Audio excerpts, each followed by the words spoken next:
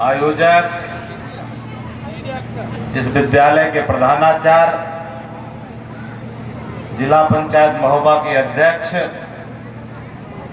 आदरणीय जयप्रकाश अनुरागी जी, आज के कार्यक्रम के विशेष अतिथि चरखारी के लोकप्रिय विधायक आदरणीय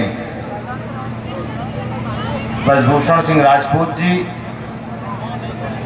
जिलाध्यक्ष मोहनलाल कुशवाहा जी, पूर्व अध्यक्ष अवधेश गुप्ता जी, डॉक्टर कमलेश सक्सेना जी, चक्रपाण त्रिपाठी जी, ब्लॉक प्रमुख संदीप राजपूत जी, प्रबंधक डॉक्टर आर प्रकाश वर्मा जी, माधव कुशवाहा जी, योगेश मिश्रा जी, मयंक तिवारी जी, महेंद्र गुरुदेव जी, चेयरमैन वैभव अड़जरिया जी, विद्यार्थी परिषद के संगठन मंत्री अपूर्व भदौरिया जी, लक्ष्मी नारायण अग्रवाल जी, सभी शिक्षक शिक्षिकाएं,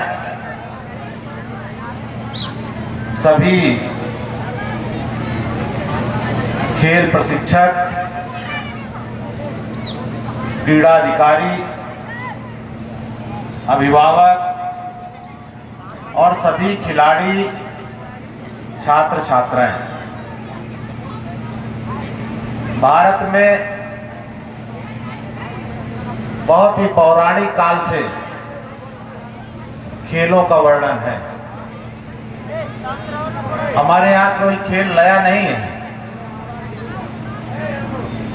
हम तो ये कहेंगे कि शायद कम लोगों का ध्यान जाता होगा, हमारे देश का जो नाम है भारतवर्ष, जिस बालक भरत के नाम पर हमारे विद्यालय हमारे देश का नाम है, उनकी हम सब ने यही विशेषता पढ़ी है कि वो शेरों के साथ खेलते थे। और ऐसे बहादुर खिलाड़ी के नाम पर हमने अपने देश का नाम रखा है। तो आप समझ सकते हैं कि भारत में खेल का कितना महत्व रहा होगा। हम सभी किसी भी युग में अगर देखें,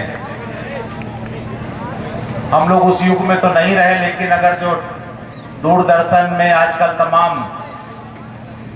सीरियल आते हैं, तो भगवान शिव को भी हमने पार्वती जी के साथ चौसर खेलते हुए देखा होगा सब लोगों ने।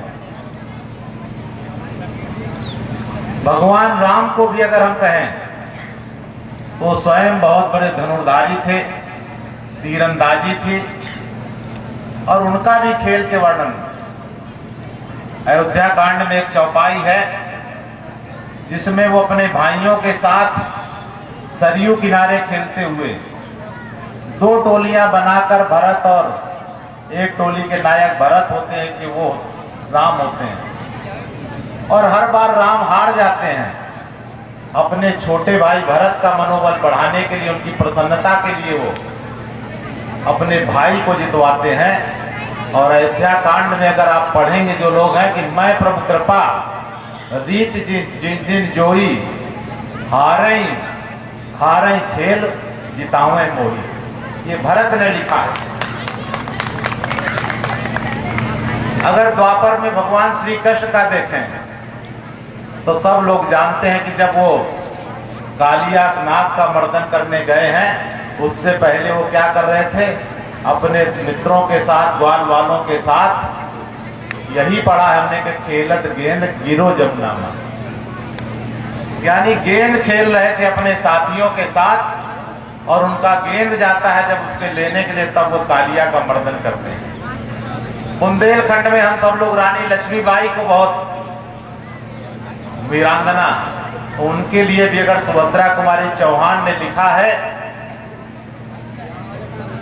कि कानपुर के नाना की वो बोली बहन छबीली थी, वो नाना के संग खेली थी, नाना के संग पढ़ती थी, वो नाना के संग खेली थी, बरछी बाण कृपाल कटारी उनकी यही सहेली थी।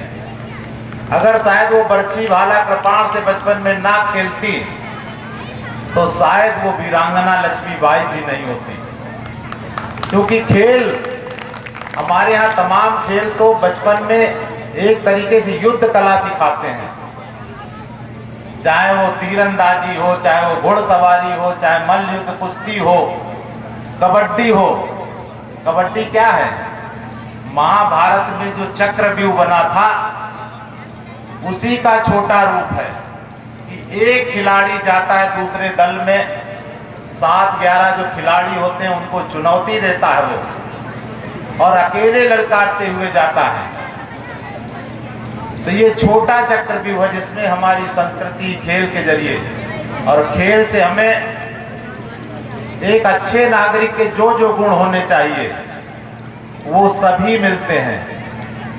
खेल से हमें लगनशीलता, परस्पर परिश्रमशीलता, टीम भावना, अपने लक्ष्य की प्राप्ति के लिए अभी दौड़ लगा रहे थे तो अंतिम क्षण तक पूरा जूझने का जज्बा, ये सारे गुण जो एक अच्छे, और हार जीत को सहज स्वीकार करने की मना स्थिति, खेल में तुरंत जो हारता है दूसरी विजेता टीम को बधाई देता है, ये सारे जो नैसर्गिक गुण एक व्यक्ति में होने चाहिए वो सारे खेल से आते हैं। इसलिए हम लोग कहते हैं कि जो खेला नहीं वो खिला नहीं।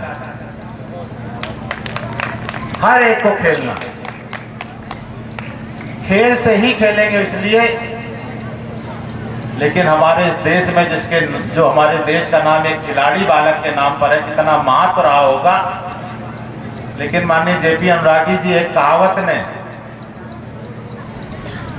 खेल भावना का बहुत नुकसान किया है। शायद आज बच्चों को ना सुनना पड़ता हो, लेकिन जो मंच में बैठे हैं इन सब ने उस कहावत को सुना होगा कि पढ़ोगे लिखोगे तो होगे नवाब और खेलोगे कूदोगे तो होगे खराब। ये हर गार्जियन ने अपने बच्चे को जो खेलने गया, ये भारत की कहावत नहीं है, क्योंकि अपने यहाँ नवाब का कोई सिद्धांत नहीं रहा है, ये कान किया।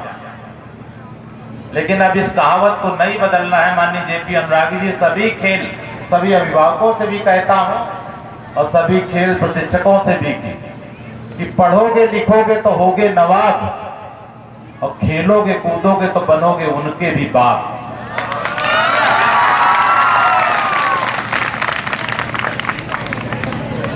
सचिन तेंदुलकर का उदाहरण अगर पढ़िए तो महाराष्ट्र बोर्ड की हाई स्कूल में वो फेल हो गए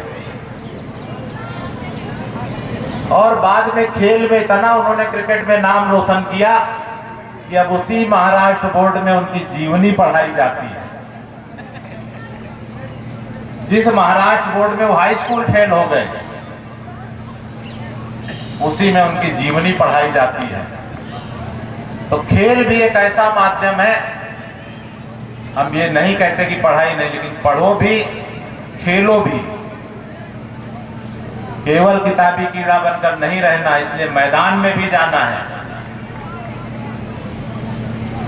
आप सब लोगों को आज यहाँ जनपद स्तरीय प्रतियोगिता जीते हैं, मैं सभी खिलाड़ी बच्चों को शुभकामनाएं देता हूं कि भविष्य में आप ओलंपिक में, पैरा ओलंपिक में, राष्ट्रीय खेलों में भारत के लिए गोल्ड मेडल लावें, भारत का नाम रोशन करें, अपने महोबा का नाम रोशन करें, अपने जोन का नाम रोशन करें, अपने गांव का नाम रोशन करें। आप सबको बहुत बहुत शुभकामनाएं देते हुए आयोजकों को जिन्होंने मुझे इस कार्यक्रम में बुलाकर मुझे भी आप सबके इस खेल का, क्योंकि जब खेलने वाला भी पूरा जोश में रहता दौड़ता है तो देखो कई बार जो अभिभावक होते हैं वो भी पूरा बैठे बैठे जी लगा रहे होते हैं, पूरा दम लगा रहे होते हैं। तो सबकी सहभागिता होती है खेल में। आप सबको बहुत शुभकामनाएं देते हुए मैं अपनी वाणी को विराम देता हूं। बहुत बहुत धन्यवाद।